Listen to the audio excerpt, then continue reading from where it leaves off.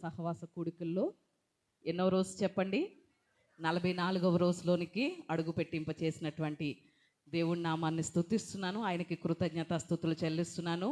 దేవుని సన్నిధికి ఆసక్తితో చేరి వస్తున్నటువంటి మీ అందరికీ కూడా నా హృదయపూర్వకమైన వందనాలు తెలియచేస్తున్నాను. అందరికీ వందనాలండి. దేవునికి స్తోత్రం. హల్లెలూయా, హల్లెలూయా. 44వ రోజు జరుగుతుంది. ఇంకా కాసేపటికి ఏమైపోద్ది చెప్పండి, ఈరోజు పూర్తయిపోద్ది. 44 రోజులు నిరాటంకంగా దేవుడు ఎంతగానో ఆశీర్వాదకరంగా ఈ కూడికలను జరిగిస్తున్నాడు. ఆయనతో సహవాసం చేసేటువంటి ఈ గొప్ప భాగ్యాన్ని దేవుడు మనకిస్తున్నాడు. మనం చాలా ఆలోచన చేస్తే చూడండి, లోకంలో గొప్ప గొప్ప వాళ్ళతో మనం కాసేపు మాట్లాడాలి అంటే వారు మనతో మాట్లాడడానికి ఇష్టపడతారా? ఇష్టపడరు. కనీసం అపాయింట్మెంట్ కూడా దొరకదు, చాలా నెలలుగా సంవత్సరాలుగా ట్రై చేసినా కూడా.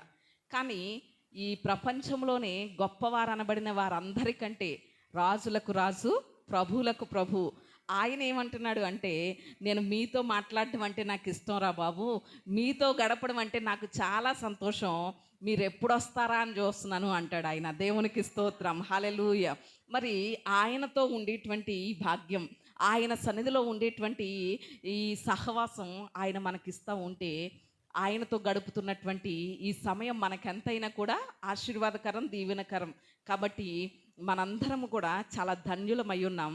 ఈ ధన్యతకి ఇలాగున నడిపిస్తున్నది కూడా మనల్ని దేవుని కృపే. దేవునికి స్తోత్రం, హల్లెలూయా. ఈరోజు మనం కొన్ని వాక్యాలని మనం ధ్యానం చేద్దాం. ఆల్రెడీ ఈరోజు యొక్క స్పెషల్ ఏంటో మనకి తెలుసు. ఏంటి చెప్పండి? మట్టల ఆదివారం, ఫ్లామ్ సండే మనకి తెలుసు కదా. దాని గురించే కొన్ని మాటలు నేను గుర్తు చేయాలి అనేటువంటి ఆలోచనతో ఉన్నాను. రండి ఒకసారి మనము ఒక వాక్యాన్ని చదువుకుందాం. లూకా సువార్త. ఈ మట్టల ఆదివారం గురించి ఈ సందర్భం 4 సువార్తల్లో కూడా రాయబడింది. ఆల్రెడీ ఉదయం కూడా దైవ సేవకుల ద్వారా ఆ విషయం మనం ఆలోచన చేసాం. లూకా సువార్తలో మాటలు చదువుకుందాం. లూకా సువార్త 19వ అధ్యాయం 38 నుండి కొన్ని వచనాలు చదువుదాం. 38 నుండి. ప్రభు పేరిట వచ్చువాడు స్తుతింపబడును గాక. పరలోకమందు సమాధానమును, సర్వోన్నతమైన స్థలములలో మహిమయు ఉండునుగాక అని తాము చూచిన అద్భుతములన్నిటిని గూర్చి మహాశబ్దముతో దేవుని స్తోత్రము చేయసాగిరి. ఆ సమూహములో ఉన్న కొందరు పరిసయ్యులు, బోధకుడా, నీ శిష్యులను గద్దింపుమని ఆయనతో చెప్పగా, ఆయన వారిని చూచి, వీరు ఊరకుండిన ఎడల ఈ రాళ్ళు కేకలు వేయనని మీతో చెప్పుచున్నాను అనెను. దేవునికి స్తోత్రం, హల్లెలూయా. చాలాసార్లు మనము ఆలోచన చెయ్యాలి. దేవుని మాటలు అనేసనంటే చాలా ప్రాముఖ్యమైనవి, జీవం కలిగినటువంటి మాటలు. దేవుని మాటలు విని బాగుపడని వాళ్ళు ఎవ్వరూ లేరు. దేవుని మాటలు వినకుండా బాగుపడిన వాళ్ళు లేరు. అర్థమైందండి? దేవుని మాటలు విని బాగుపడలేని వారు ఎవరూ లేరు. అలాగే దేవుని మాటలు వినకుండా బాగుపడిన వాళ్ళు కూడా చరిత్రలో లేరు. అంత జీవము కలిగినటువంటి దేవుని మాటలు మన మధ్యకు వస్తున్నప్పుడు మనం చాలా శ్రద్ధగా వినాలి.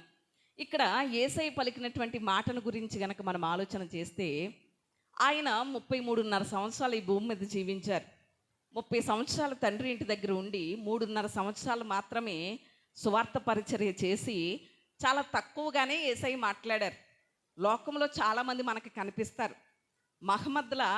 మహమ్మద్ ప్రవక్త ఉన్నారు. ఆయన ముస్లింలకి సంబంధించినటువంటి ఆయన చాలా ఎక్కువ కాలం బ్రతికారు, చాలా బోధలు చేశారు. అలాగే మనం ఇంకా ఆలోచన చేస్తే స్వామి వివేకానంద, ఆయన కూడా ఎక్కువ కాలం బ్రతికారు, చాలా ఎక్కువ బోధలు చేశారు. కూలంకుష్ అనేటువంటి మత పెద్ద కూడా చాలా ఎక్కువ కాలం బ్రతికారు, ఎక్కువ బోధలు చేశారు. కానీ యేసయ్య ఎక్కువ కాలం ఏమీ బ్రతకలేదు భూమి మీద. ఎన్ని సంవత్సరాలు బ్రతికారు చెప్పండి? 33.5 సంవత్సరాలు. ఆయన చేసిన బోధలు కూడా 3.5 సంవత్సరాలే. కానీ ఎక్కువ కాలం బ్రతికి ఎక్కువ బోధలు చేసిన వారి కంటే యేసయ్య చాలా తక్కువ సంవత్సరాలు బోధించారు, తక్కువ కాలం జీవించారు. ఆయన చాలా తక్కువే మాట్లాడారు. కానీ ఆయన బోధలు మాత్రం ప్రజల్ని ఏం చేశాయి చెప్పండి? చాలా ప్రభావితం చేశాయి. దేవునికి స్తోత్రం. ప్రజల యొక్క జీవితాలని మార్చేసాయి. చాలా మార్పు అనేది ప్రజల్లో కలిగింది యేసయ్య బోధలను బట్టి. అలా యేసయ్య పలికినటువంటి మాటల్లో ఇక్కడ ఒక మాట మనకి కనిపిస్తుంది. ఏంటి అనేసనంటే, యేసయ్య గాడిద మీద వస్తూ ఉంటే ఆ ప్రజలు, యెరూషలేము ప్రజలందరూ కూడా ఏం చేస్తున్నారు?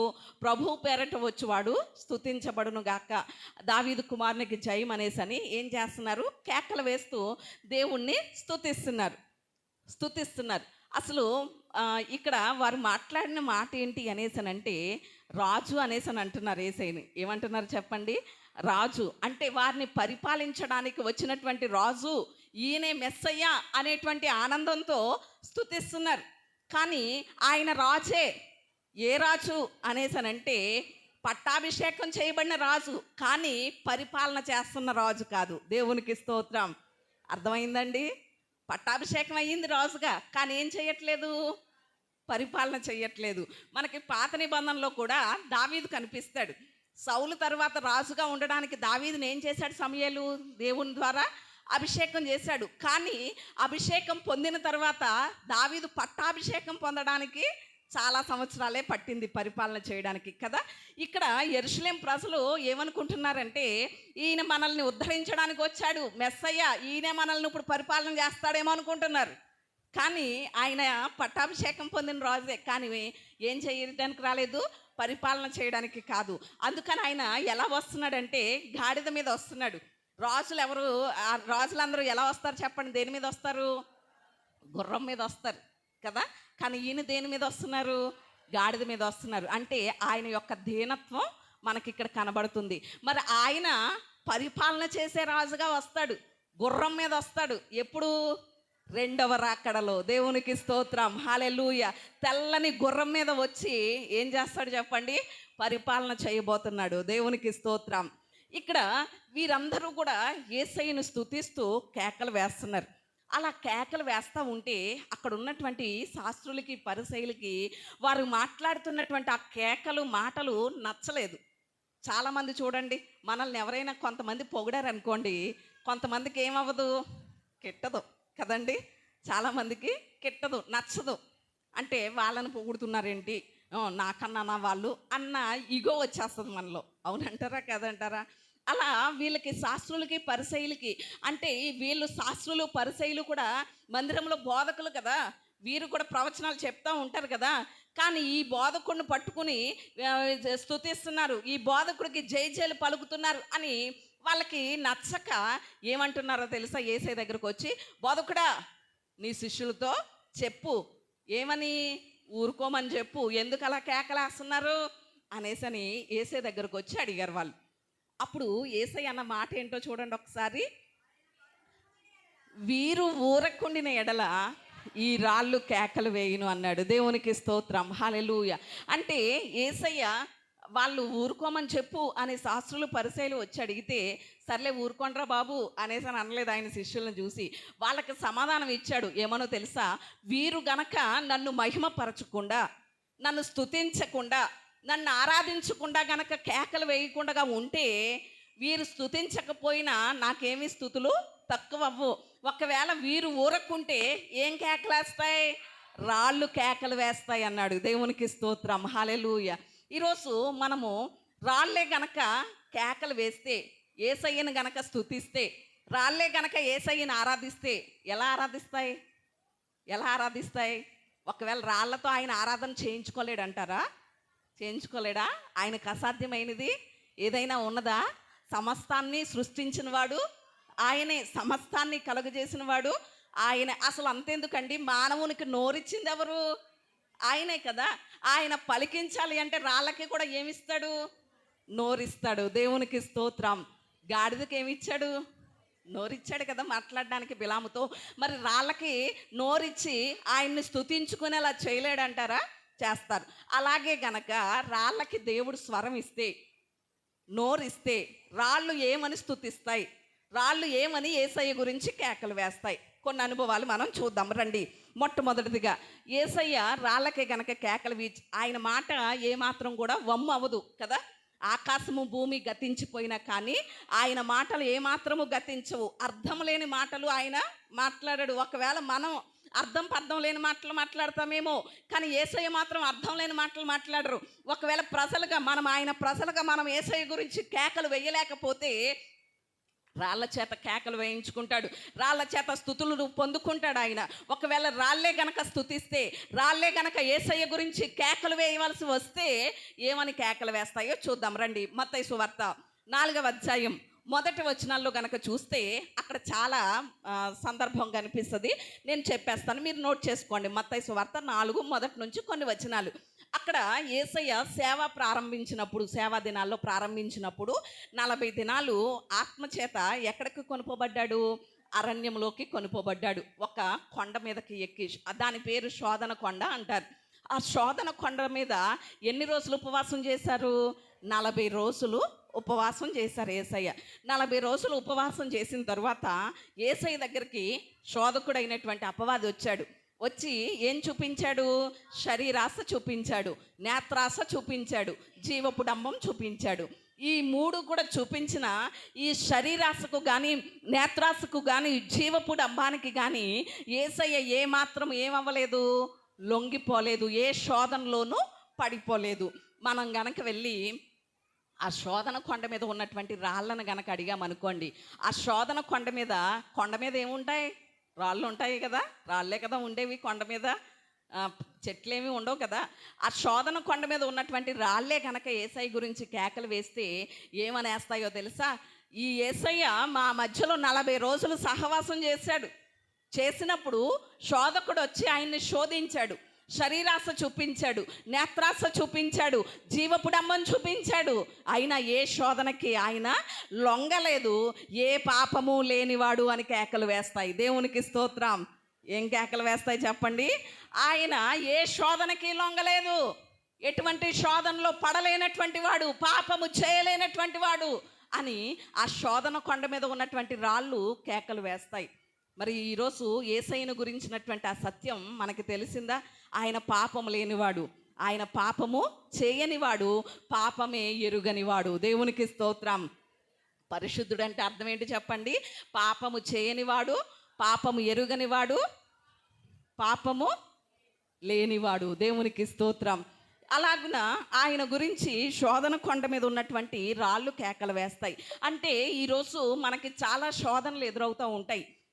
లోకము నుండి కానివ్వండి, శోధకుడు ద్వారా కానివ్వండి, శరీరాశ, నేత్రాశ, జీవపుడంబం, ఇలా చాలా ఎదురవుతూ ఉంటాయి. మనకు ఎదురైనటువంటి వాటిలో చాలాసార్లు మనం ఏమైపోతూ ఉంటాం? పడిపోతూ ఉంటాం కదండి. అందరము కూడా పడిపోతూ ఉంటాం. కానీ యేసయ్య మాత్రం కూడా ఎటువంటి శోధనలో పడలేదు. అందుకని ఆయన చెప్పగలిగారు, నాలో పాపం ఉన్నదని మీలో ఎవరైనా స్థాపించగలరా, రుజువు చేయగలరా అని పలికినటువంటి పరిశుద్ధుడైనటువంటి దేవుడు. అందుకని మనం శోధనలో పడిపోయినప్పుడు కూడా ఆయన మనకేం చేయగలడో తెలుసా?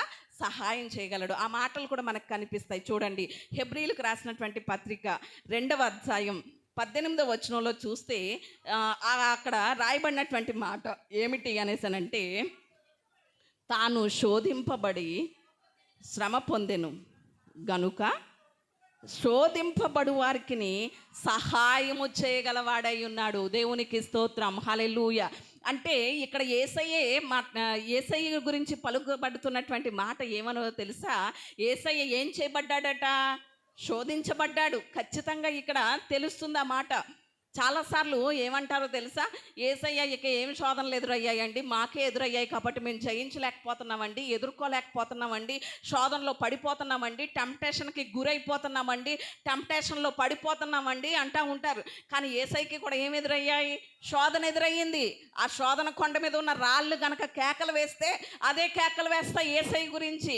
తాను శోధించబడ్డాడు, కానీ శోధించబడి శ్రమ పొందెను, కానీ తర్వాత ఏంటట? శోధించబడే వారికి ఏం చేస్తాడట? సహాయం చేస్తాడు. దేవునికి స్తోత్రం. హల్లెలూయా. అందుకని హెబ్రీ పత్రిక 4వ అధ్యాయం 15వ వచనంలో కూడా ఒకసారి ఆ మాట చూడండి.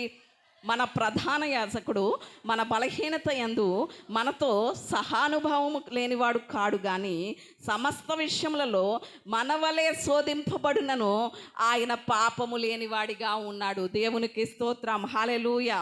అంటే ఈ లోకములో ఉంటున్నటువంటి మనకి ఎలాంటి శోధనలు, ఎలాంటి పాపము, ఎలాంటి పరిస్థితులు ఎదురవుతున్నాయో అలాంటి పరిస్థితులే ఎవరికి ఎదురయ్యాయట? మన ప్రధాన యాజకుడైన యేసయ్యకి ఎదురయ్యాయి. కానీ ఆయన శోధన పొంది కూడా ఎలా ఉన్నాడని ఉంది అక్కడ?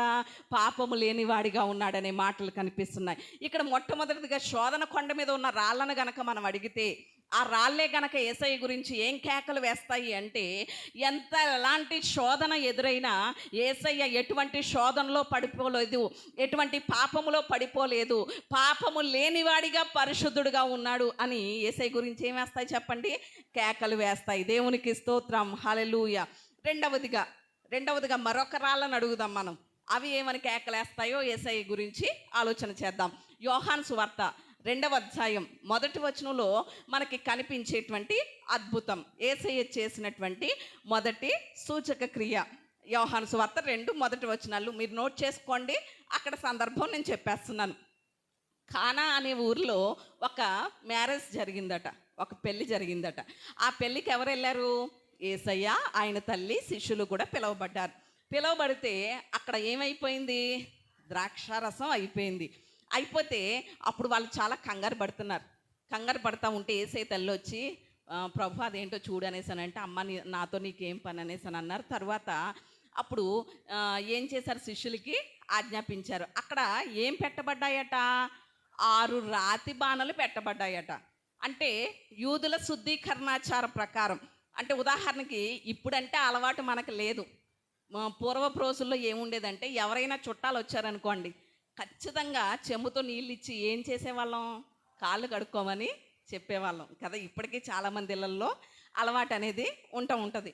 అలాగే యూదుల యొక్క శుద్ధీకరణ అంటే వారు కూడా శుద్ధి చేసుకోవడం గురించి బయట 6 రాతి బాణలు పెడతారు.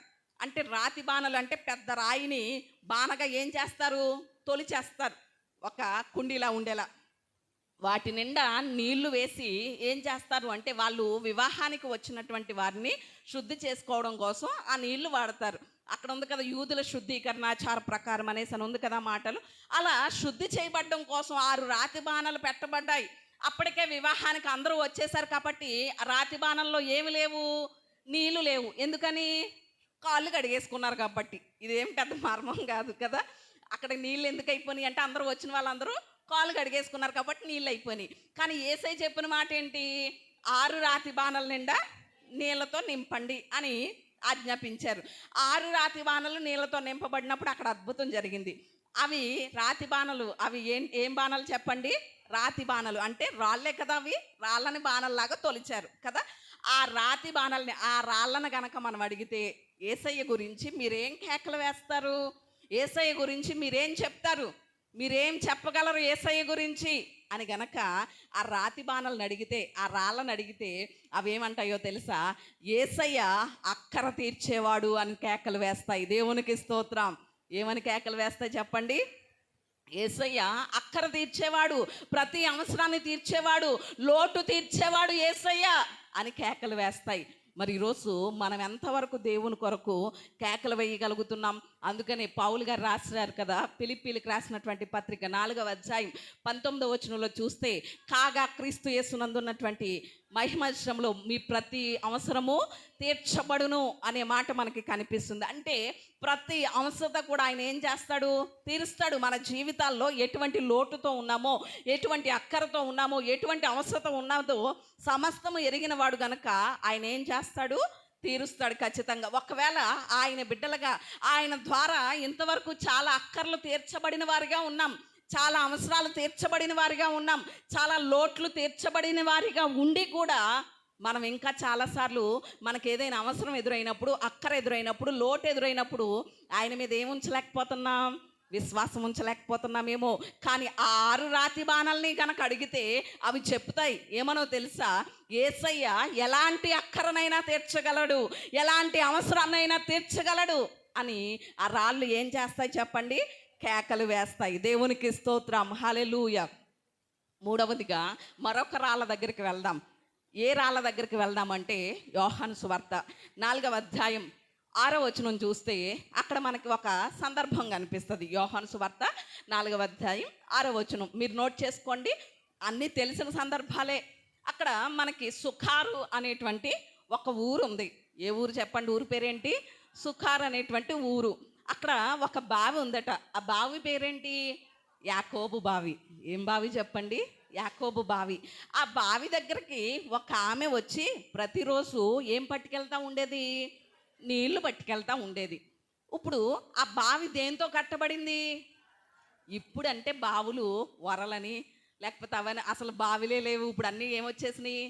ట్యాప్స్ వచ్చేసినాయి కదండి. ఇప్పుడు అన్ని ట్యాప్స్ వచ్చేసినాయి. ఇంకా మన ఏరియాలో ఉన్నటువంటి ట్యాప్స్ అయితే మనం తిప్పుకోవాలి. ఎయిర్పోర్ట్లో చూస్తే ట్యాప్స్ తిప్పక్కర్లేదు, చెయ్యి పెడితే చాలు ఏమొచ్చేస్తాయి? వాటర్ వచ్చేస్తూ ఉంటుంది. ఎక్కడ తిప్పాలా అనుకుంటా ఉంటాం, కానీ ఎయిర్పోర్ట్లో ట్యాప్లో తిప్పక్కర్లేదు, చెయ్యి పెడితే చాలు వాటర్ వచ్చేస్తుంది. అంతా అలా మారిపోయింది. కానీ పూర్వం ఏముండేవి? బావులే కదా.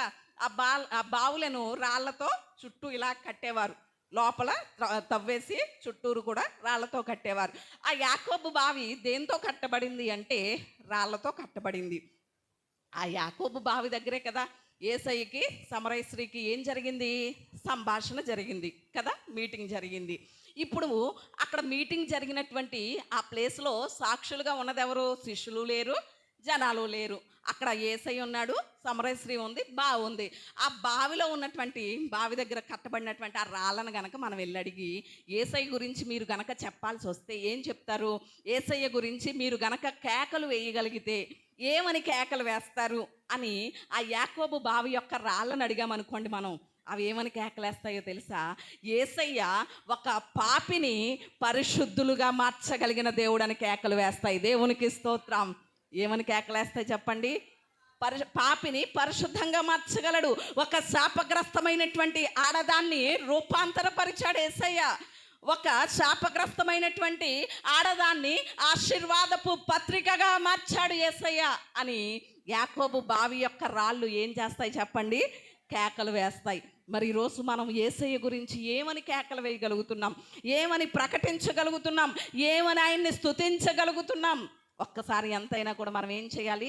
పరిశీలన చేసుకోవాలి, ఆలోచన చేసుకోవాలి. నేను తొందరగానే ముగిస్తాను. 4వ మాట చూద్దాం.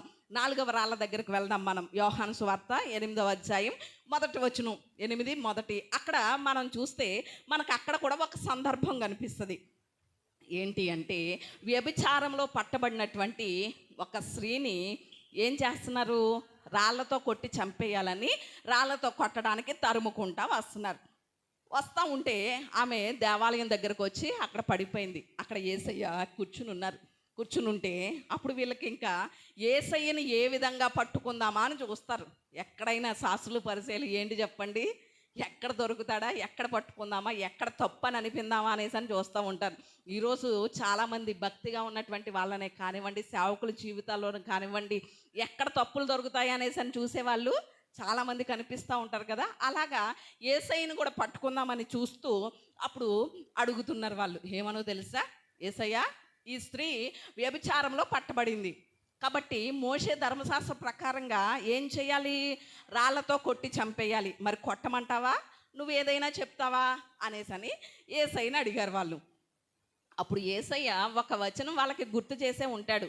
ఏంటి అనేసానంటే ద్వితీయోపదేశకాండ గ్రంథం 22వ అధ్యాయం 22వ వచనం. వాళ్ళు ఆధారంగా తీసుకున్నది కూడా ఆ వచనమే. మగనాలు సైనిస్తున్నప్పుడు వాళ్ళని రాళ్లతో కొట్టి చంపాలని ఆ మాటలు ద్వితీయోపదేశకాండ గ్రంథం 22:22లో ఉంటాయి. ఆ మాటలను ఆధారంగా తీసుకుని వారు ఈ స్త్రీని కొట్టి చంపేయాలి అనేసి అని చెప్తున్నారు. మరి అక్కడ స్త్రీనే తీసుకొచ్చారు, ఎవరిని తీసుకురాలేదు? పురుషుణ్ణి తీసుకురాలేదు. పాపం ఎవరు చేస్తారు? ఇద్దరు కలిసే కదా పాపం చేయగలుగుతారు. అప్పుడు అక్కడ వాళ్ళు కొట్టడానికి తీసుకొచ్చినటువంటి రాళ్ళు ఉన్నాయి. యేసయ్య ఏమన్నారు అంటే, మీలో పాపం చేయలేని వాడు ఆమె మీద మొదటి రాయి వేయండి అంటే, పాపం చేయలేని వాడు ఎవడైనా ఉన్నాడా? ఒకవేళ నేను పాపిని కాదు, నాలో పాపం లేదని మనం పైకి నోటితో చెప్పిన మనస్సాక్షి ఏమవుతుంది? ఒప్పుకోదు కదా, గద్దిస్తుంది కదా. అందరూ అక్కడ రాళ్ళు పడేసి వెళ్ళిపోయారు. యేసయ్య ఆ స్త్రీయే మిగిలింది. అక్కడ అన్నీ ఏమున్నాయి? వాళ్ళు తెచ్చిన రాళ్ళు ఉన్నాయి. పైగా ఆ సన్నివేశం ఎక్కడ జరుగుతుంది? దేవాలయం దగ్గర. దేవాలయం కూడా దేంతో కట్టబడింది? రాళ్లతో కట్టబడింది. ఆ దేవాలయపు రాళ్ళనైనా వారు ఆ స్త్రీని కొట్టడానికి తెచ్చారు. చూసారా ఇంత రాళ్ళు. ఆ రాళ్ళను కనుక మనం అడిగితే యేసయ్య గురించి మీరేం చెప్పగలుగుతారు అని గనక ఆయన్ని అడగగలిగితే, ఆ రాళ్ళను అడగగలిగితే ఆ రాళ్ళు ఏమని చెప్తాయో తెలుసా? పాపులను క్షమించి పరిశుద్ధ జీవితం ఇచ్చేవాడు అని కేకలు వేస్తాయి. దేవునికి స్తోత్రం. ఆ దేవాలయంలో రాళ్ళు కానీ వారు కొట్టి చంపేద్దామని తెచ్చినటువంటి వారి చేతుల్లో ఉన్నటువంటి రాళ్ళను కానీ మనం వెళ్ళి అడిగితే యేసయ్య గురించి మీరేం ప్రకటిస్తారు? యేసయ్యని మీరు ఎలా ఆరాధిస్తారు? యేసయ్య గురించి మీరేం కేకలు వేయగలుగుతారు అనేసనంటే ఏమని కేకలేస్తాయి చెప్పండి? అయ్యి పాపులను క్షమించి పరిశుద్ధ జీవితం ఇవ్వగలిగినటువంటి వాడు ఆయన అనేసని కేకలు వేస్తాయి. మరి ఈరోజు అలాంటి పాపపు స్థితిలో క్షమించబడి పరిశుద్ధ జీవితం పొందుకున్నాం. పరిశుద్ధ జనముగా యేసు రక్తం చేత కడగబడి ఆయన సన్నిధిలో పరిశుద్ధుల సమూహముతో ఆయన సన్నిధిలో ఉంటున్నటువంటి మనం ఆరాధించేటప్పుడు ఈ మాటలు ఏమైనా పలకగలుగుతున్నామా? దేవుణ్ణి స్తుతించేటప్పుడు ఏమైనా జ్ఞాపకం చేసుకోగలుగుతున్నామా? యేసయ్య గురించి ఏమైనా కేకలు వేయగలుగుతున్నామా? ఒక్కసారి ఏం చేయాలి చెప్పండి? ఆలోచన చేసుకోవాలి. 5వ మాట చెప్పిన మాటలు నేను ముగిస్తాను. 5వదిగా యోహాను సువార్త 11వ అధ్యాయం 40వ వచనం చూస్తే అక్కడ జరిగినటువంటి వృత్తాంతం కూడా మనకి బాగా తెలుసు. యోహాను సువార్త 11:40 అక్కడ ఏం జరిగింది అనేసనంటే, మార్తా మరియలకి ఒక సహోదరుడు ఉన్నాడు. ఎవరు చెప్పండి? లాజరు. ఆ లాజర్కి కొంత జబ్బు చేసింది. జబ్బు చేసినప్పుడు యేసయ్యకి కబురు పంపించారు. ఆ కుటుంబాన్ని యేసయ్య ఎంతో ప్రేమించేవాడు. బేతనీ వెళ్ళినప్పుడల్లా ఆ కుటుంబం దగ్గరే ఉండేవాడు. వాళ్ళని చాలా ప్రేమించాడు ఆ కుటుంబాన్ని. జబ్బు చేసిందని యేసయ్యకి కబురు అందింది. కానీ యేసయ్య ఏమవ్వలేదు, రాలేదు. మన జీవితాల్లో కూడా కొన్నిసార్లు కొన్ని కార్యాలు ఏమవుతాయి? ఆలస్యం అవుతాయి. ఏమవుతాయి చెప్పండి? ఆలస్యం అవుతాయి. అయ్యో, ఇంత ప్రార్థన చేస్తున్నాను, ఈ కార్యం ఎందుకు ఆలస్యం చేస్తున్నాడు? అయ్యో, నా జీవితంలో ఇది ఎందుకు ఆలస్యం అవుతుంది? నా ప్రార్థనకి జవాబు ఎందుకు ఆలస్యం అవుతుంది అని చాలాసార్లు మనం ప్రశ్నిస్తాం యేసయ్యని. అయ్యో, ఇంత భక్తి చేస్తున్నాను, ఇంత ప్రార్థన చేస్తున్నాను, ఇంకా నేను ఎదురు చూసే కొలది ఆలస్యం అయిపోతుంది ఏంటి అనుకుంటాం. కానీ మన జీవితంలో ఏదైనా ఆలస్యం అయ్యింది అంటే ఆలస్యం వెనుక ఏముంది చెప్పండి? అద్భుతం ఉంది. దేవునికి స్తోత్రం. హల్లెలూయా. ఇక్కడ లాజరు గనక జబ్బుతో ఉన్నప్పుడు, సిక్కైనప్పుడు గనక యేసయ్య వస్తే వెంటనే ఏం జరుగుదును? స్వస్థత జరుగుదును. అంతే కదా? అంతే. అక్కడ అది అద్భుతం ఏమి ఉండదు కదండి. అందుకే యేసయ్య రాలేదు. రాకపోతే లాజరు ఏమయ్యాడు? ఆ జబ్బుతో చనిపోయాడు. చనిపోయిన తర్వాత ఏం చేస్తారు? సమాధిలో పెట్టేస్తారు కదా. సమాధిలో పెట్టేశాడు. 4 రోజులు అయిపోయిన తర్వాత అప్పుడు యేసయ్య వచ్చాడు. యేసయ్య వస్తే మరియా ఇంట్లో ఉండి కన్నీళ్ళు కారుస్తుంది, ఏడుస్తుంది. కానీ మార్తకి కొంచెం ఆవేశం ఎక్కువ కదా. ఎదురుగా పరిగెట్టుకుని వెళ్ళిపోయింది యేసయ్య దగ్గరికి. పరిగెట్టుకుని వెళ్ళిపోయి, యేసయ్య, నువ్వు గనక ఇక్కడ ఉంటే నా తమ్ముడు చావకపోదునయ్యా, ఇప్పుడు వచ్చావా అయినా అనేసని ఊరికే యేసయ్యని పట్టుకుని ఏడ్చేస్తుంది. సమాధి ఎక్కడ చేశారు? ఎక్కడుంది లాజరు సమాధి అని యేసయ్య అడిగాడు. అడిగితే అప్పుడు లాజరు అంటే చాలా ప్రేమ కదా, సమాధి దగ్గరికి వెళ్ళి ఏడుస్తాడేమో అనేసి అనుకుంది. అంటే యూదులకి ఆచారం కూడా ఉంది, సమాధి దగ్గరికి వెళ్ళి ఏడ్చేటువంటి ఆచారం కూడా యూదులకు ఉంది. అందుకని యేసయ్య చనిపోయినప్పుడు సమాధిలో పెట్టబడిన తర్వాత ఆదివారం తెల్లవారుజామున ఎవరెవరు వచ్చారు? మగ్దలేని మరియ, వేరొక మరియ, వీళ్ళందరూ కూడా సుగంధ ద్రవ్యాలు పట్టుకుని సమాధి దగ్గరికి వచ్చారు. అంటే స్త్రీలు కూడా సమాధి దగ్గరికి వెళ్ళి కొంతసేపు ఉండి దుఃఖించి రావడం అనేది యూదుల ఆచారం. అలా యేసయ్య వెళ్తాడేమో లాజరు గురించి దుఃఖించడానికి అనేసి అని అనుకుంటుంది మార్త. సమాధి దగ్గరకు వచ్చాడు. సమాధి దగ్గరకు వచ్చినప్పుడు ఏమన్నాడు చెప్పండి యేసయ్య? ఆ రాయిని తొలగించండి అంటే అక్కడ ఉన్న వాళ్ళందరూ రాయిని ప్రక్కకు పెట్టారు. అప్పుడు లాజరు బయటికి రా అనేసని యేసయ్య పిలవగానే లాజరు ఏమయ్యాడు చెప్పండి? ప్రేత వస్త్రములు చుట్టిన వాడై సజీవుడిగా సమాధిలో నుండి బయటకు వచ్చాడు. అది ఏ సమాధి అంటే ఇప్పుడు మనం ఏ సమాధుల్లో పెడతాం? చెక్క సమాధుల్లో పెడతాం. అవునండి. కొంచెం కాస్ట్లీ అనేసి అని అనుకుంటే సనమేకతో చేయించుకుంటూ ఉంటారు, పైన మిర్రర్ పెట్టి కదా. ఇలా సమాధి పెట్టెల్లో రకాలు ఉంటాయి. కానీ అప్పుడు వారు పెట్టేటువంటి సమాధులు ఎలా ఉండేవి అనేసి అంటే పెద్ద బండ లాంటిది ఉంటుంది. దాన్ని సమాధిగా తొలుస్తారు, ఒక గుహ టైపులో తొలుస్తారు. దానికి అడ్డుగా ఏం పెడతారంటే పెద్ద బండరాయి పెట్టేస్తారు. యేసయ్యని పెట్టిన సమాధి కూడా అలాంటిది. అంటే అక్కడ లాజర్ని పెట్టినటువంటి సమాధి రాతి సమాధి కదా. ఆ సమాధికి అడ్డంగా పెట్టినటువంటి రాయి కూడా రాయే కదా. ఆ రాయినే గనక అడిగితే యేసయ్య గురించి నువ్వేం చెప్పగలుగుతావు? నీ అభిప్రాయం ఏంటి అని కనుక మనం క్వశ్చన్ చేసి మైక్ గనక ఆ రాయి దగ్గర పెడితే అప్పుడు ఆ రాయి ఏం చెప్తుందో తెలుసా? మరణించినటువంటి వారిని, మృతతుల్యమైనటువంటి వారిని సజీవులుగా లేపగలిగిన శక్తిమంతుడని కేకలు వేస్తుంది. దేవునికి స్తోత్రం. ఏం చెప్తుంది చెప్పండి? మృతతుల్యమైనటువంటి నిర్జీవ పరిస్థితుల్లో ఉన్నటువంటి వారికి జీవమునిచ్చేవాడు దేవుడు. మరణించినటువంటి అనుభవాల్లో ఉన్నటువంటి వారిని తిరిగి జీవింప చేయగలిగినటువంటి వాడు యేసయ్య అని ఆ రాయి కేకలు వేస్తుంది.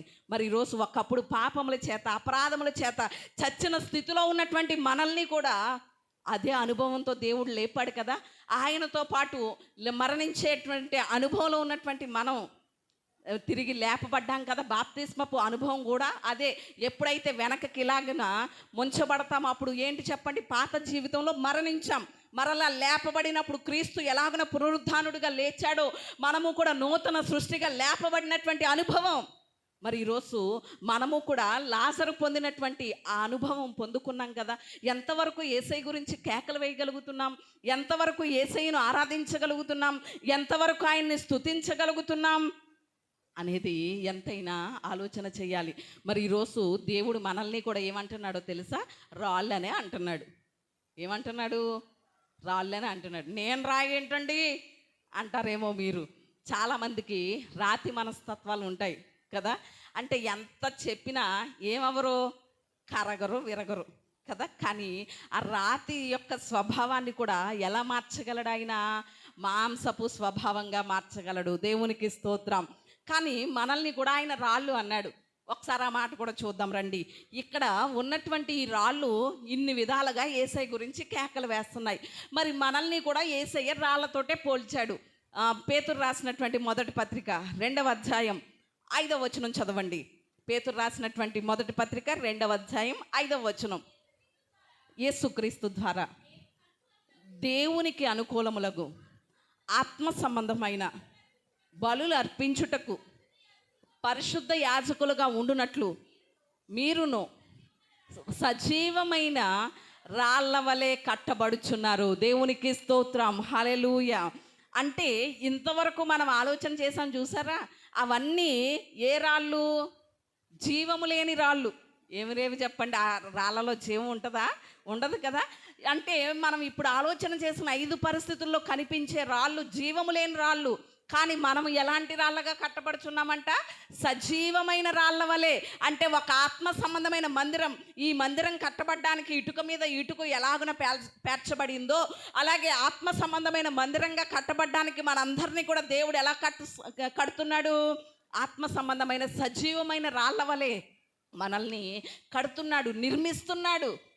మరి మనము సజీవమైన రాళ్ళగా ఉన్నాం. నిర్జీవమైనటువంటి రాళ్ళే యేసయ్య గురించి కేకలు వేస్తే, నిర్జీవమైనటువంటి రాళ్ళే యేసయ్యను గురించి ప్రకటిస్తే, నిర్జీవమైనటువంటి రాళ్ళే యేసయ్యను స్తుతిస్తే, నిర్జీవమైనటువంటి రాళ్ళే యేసయ్య యొక్క గొప్పతనాన్ని వివరిస్తే, నిర్జీవమైనటువంటి రాళ్ళే యేసయ్య యొక్క శక్తిని గురించి వివరిస్తే, సజీవమైనటువంటి రాళ్ళగా ఉన్నటువంటి మనం ఇంకెంత స్తుతించాలి, ఇంకెంత ఆయన్ని ఆరాధించాలి, ఇంకెంతగా ఆయన గురించి కేకలు వేయాలి. మరి ఈరోజు ఎంతవరకు మనం కేకలు వేస్తున్నాం, ఎంతవరకు కేకలు వేస్తున్నాం అనేది ఎంతైనా కూడా మనం ఆలోచన చేసుకోవాలి. యేసయ్య గురించి చాలామంది కేకలు వేసిన వారు కనిపిస్తారు. ఆర్ఆర్కే మూర్తి గారు ఉన్నారు. ఆయన బైబిల్లో తప్పులు పట్టుకోవాలనేసి అని బైబిల్ చదివారట. కానీ ఆయనలో ఉన్న తప్పులు ఎవరు బయట పెట్టారు? బైబిల్ బయట పెట్టింది. కాబట్టి ఆయన యేసయ్య గురించి కేకలు వేశారు. ఏమనో తెలుసా? నాలో ఉన్న బైబిల్లో ఉన్న తప్పులు పట్టుకోవాలని బైబిల్ చదివాను, కానీ నాలో ఉన్న తప్పుల్ని బైబిల్ బయట పెట్టింది. ఇదే పరిశుద్ధ గ్రంథం. దీని ద్వారానే సత్యం, జీవం, మార్గం అన్నీ కూడా దీని ద్వారానే అని యేసయ్య గురించి ఏం చేశారు చెప్పండి? ఆయన కేకలు వేశారు. దేవునికి స్తోత్రం. హల్లెలూయా. అలాగే పౌలు భక్తుడిని గనక మనం ఆలోచన చేస్తే, ఒకప్పుడు క్రైస్తవుల్ని ఏం చేసేవాడు? ఈడ్చేసేవాడు, చంపేసేవాడు, హింసించేవాడు. కానీ తరువాత ఆయన్ని రాతి యొక్క మనస్తత్వాన్ని దేవుడు తీసినప్పుడు, దేవుడు దర్శించినప్పుడు యేసయ్య గురించి ఏం చేశాడు చెప్పండి? కేకలు వేశాడు. దేవునికి స్తోత్రం. అనేక పట్టణాలు, అనేక దేశాలు మిషనరీ ప్రయాణాలు చేసి అనేక చోట్ల సంఘాన్ని కట్టి యేసే క్రీస్తుని ప్రకటిస్తూ దేవుని కొరకు ఏం చేశాడు చెప్పండి? కేకలు వేశాడు. మరి ఈరోజు మనం ఎంతవరకు దేవుని గురించి కేకలు వేయగలుగుతున్నాం?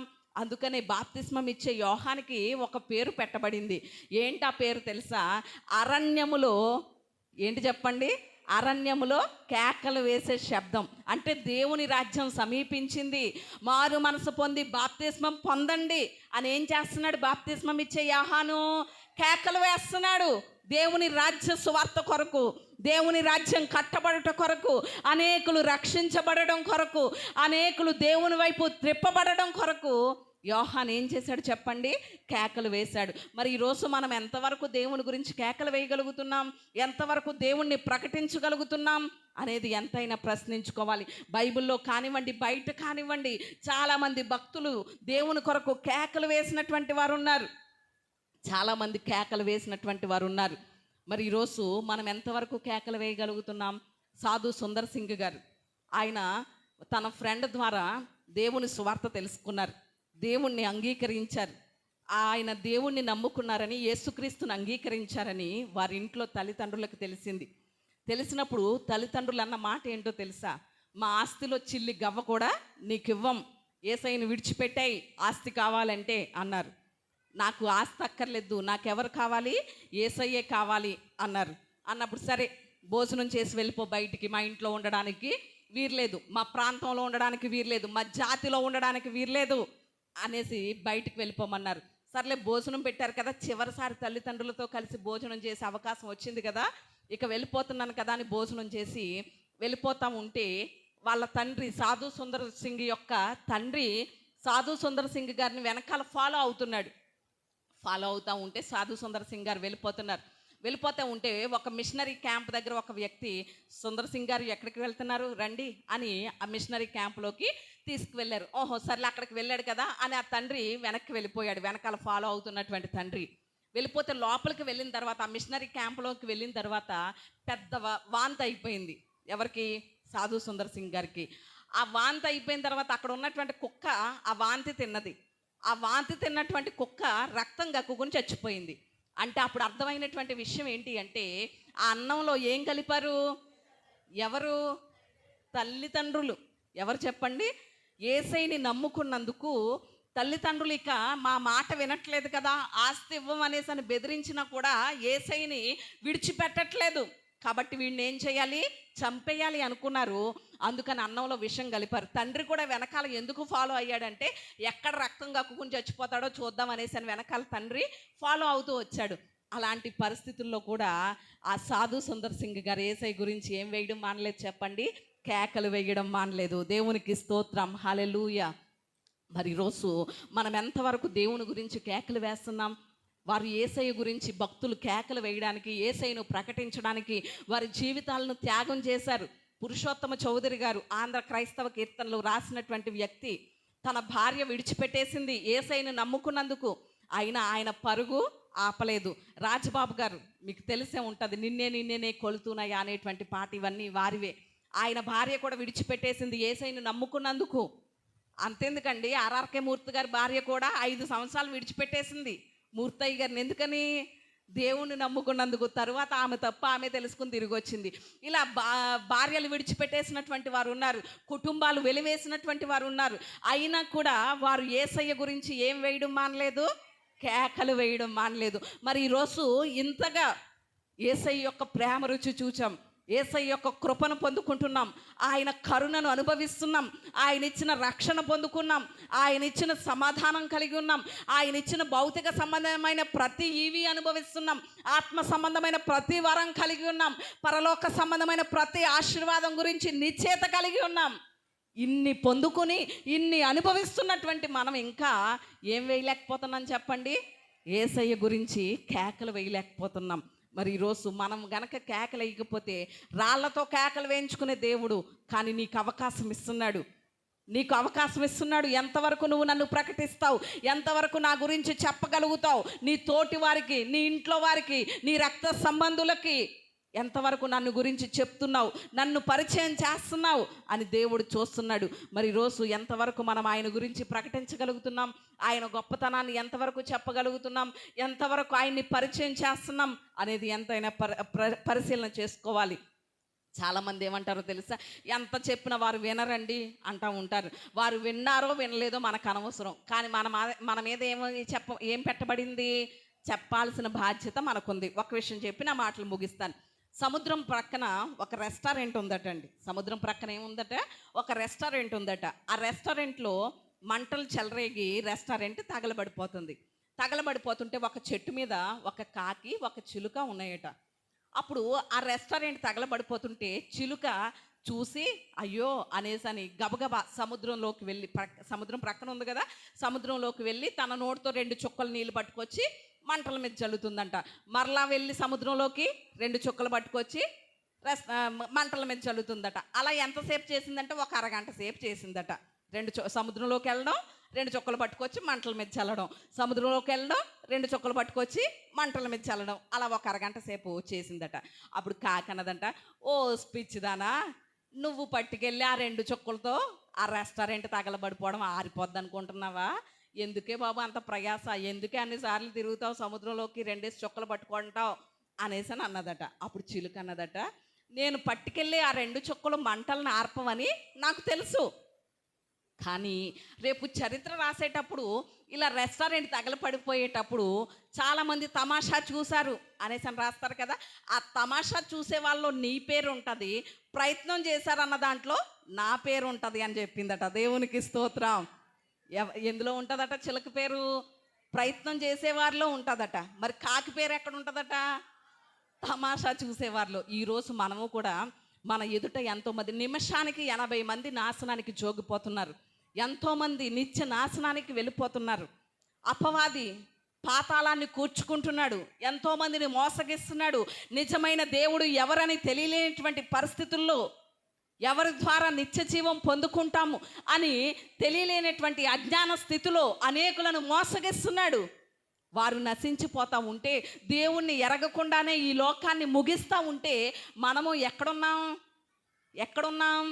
తమాషా చూసేవారిలోనే ఉంటున్నాం, కానీ ఏం చెయ్యట్లేదు, ప్రయత్నం చెయ్యట్లేదు. కానీ ఈరోజు నా దేవుడు మాట్లాడుతున్నాడు. ఒకవేళ నువ్వు చెప్పిన వాళ్ళు వినలేదేమో, కానీ నువ్వు ఎందులో ఉండు, ప్రయత్నం చేసే దాంట్లో ఉండు. అక్కడ చరిత్ర రాసేటప్పుడు ఆ చిలుక ప్రయత్నం చేసే దాంట్లో ఆ జాబితాలో ఉండాలని ప్రయాసపడింది. కానీ మరి దేవుని దగ్గర ప్రతిదానికి ఏముంటాయి చెప్పండి? దేవుని దగ్గర లెక్కలు రాయబడుతున్నాయి కదా. మనం చెప్పిన వాళ్ళు వినకపోతే అది వాళ్ళ దగ్గర, వాళ్ళ విషయంలో దేవుడు చూసుకుంటాడు. కానీ చెప్పకపోతే ఎవరిని లెక్క అడుగుతాడు? మనల్నే కదా లెక్క అడుగుతాడు. మరి ఈరోజు ఎంతవరకు యేసయ్య గురించి నువ్వు చెప్పగలుగుతున్నావు, యేసయ్య గురించి ప్రకటించగలుగుతున్నావు, యేసయ్య గురించి కేకలు వేయగలుగుతున్నావు? నా దేవుడు పరిశుద్ధుడు, నా దేవుడు నీతిమంతుడు, నా దేవుడు ఆరోగ్యం ఇచ్చేవాడు, నా దేవుడు స్వస్థత పెంచేవాడు, నా దేవుడు అవసరాలు తీర్చేవాడు, నా దేవుడు ఈ అసాధ్యాలను సాధ్యం చేయగలిగిన వాడు, నా దేవుడు ఏదైనా చేయగలిగిన వాడు అని యేసయ్య గురించి మనం ప్రకటించగలుగుతున్నామా? కేకలు వేయగలుగుతున్నామా? ఆలోచన చేసుకుందాం. ఇక్కడ లూకా సువార్తలో మనం చదివినటువంటి సందర్భం, వారందరూ కేకలు వేస్తుంటే వారు వచ్చి ఏమన్నారు చెప్పండి? నీ శిష్యుల్ని ఊరుకోమనేసానంటే యేసయ్య పలికిన మాట ఏంటో తెలుసా? వీరు గనక ఊరుకుంటే ఏం చేస్తాయి? ఈ రాళ్ళు కేకలు వేస్తాయి అన్నాడు. ఈరోజు మనం కేకలు వేయకపోతే, మనం ఊరుకునే ఉంటే ఎవరి చేత కేకలు వేయించుకుంటాడు? రాళ్ళ చేత కేకలు వేయించుకుంటాడు. మరి రాళ్ళే గనక కేకలు వేస్తే ఏమని కేకలేస్తాయి? శోధన కొండ మీద ఉన్నటువంటి రాళ్ళు ఆయన పాపము లేనివాడు, శోధనను జయించినవాడు అని కేకలు వేస్తాయి. రెండవదిగా కానా పెళ్లిలో ఉన్నటువంటి రాళ్ళు ఆయన అక్కర తీర్చగలిగిన దేవుడు, లోటు తీర్చగలిగిన దేవుడు అని కేకలు వేస్తాయి. మూడవదిగా ఎక్కడ చెప్పండి? పాపాత్మురాలైనటువంటి స్త్రీ దగ్గర ఉన్నటువంటి ఆ రాళ్ళు పాపాత్మురాలైనటువంటి స్త్రీని పరిశుద్ధపరచగలిగిన దేవుడు, క్షమించగలిగిన దేవుడు అని కేకలు వేస్తాయి. నాలుగవదిగా ఎక్కడ చెప్పండి? సుకారని బావి దగ్గర, యాకోబు బావి, అక్కడ ఉన్నటువంటి రాళ్ళు ఒక శాపగ్రస్తమైనటువంటి ఆడదాన్ని ఆశీర్వాదకరమైన పత్రికగా మార్చగలిగిన దేవుడు అని కేకలు వేస్తాయి. లాజరు సమాధి మీద ఉన్నటువంటి రాయి నిర్జీవ స్థితిని జీవంగా మార్చగలిగిన వాడు, మరణాన్ని జీవముతో నింపగలిగిన దేవుడు అని కేకలు వేస్తాయి. మరి ఈరోజు మనము దేవుని కొరకు ఎలాంటి కేకలు వేస్తున్నాం, ఎలాగున దేవుని స్తుతించగలుగుతున్నాం అనేది ఎంతైనా ప్రశ్నించుకుందాం. మనము యేసయ్య గురించి కేకలు వేద్దాం, ప్రకటిద్దాం, ప్రయత్నించే వారి జాబితాలో ఉందాం. అట్టి కృప దేవుడు మనందరికీ దయచేయును గాక.